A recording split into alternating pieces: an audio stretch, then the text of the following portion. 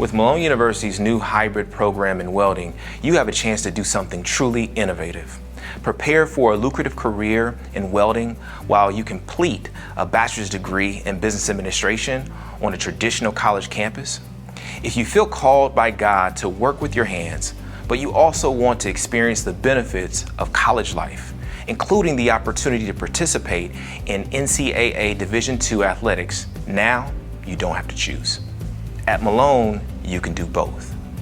Made possible by partnerships with Canton City Schools and regional manufacturers, you can spend the first 12 to 18 months of the program completing your industry-recognized credentials.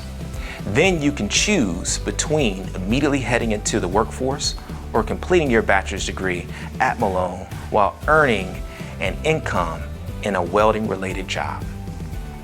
Our program is designed to prepare you for the American Welding Society exam. You see, our courses will prepare you to be job ready in positions including fabrication, welding, inspection, repair, supervision, and management. If you want to develop skills as a business leader that will prepare you for a lifetime of fulfilling work in the trade of welding, this program is for you.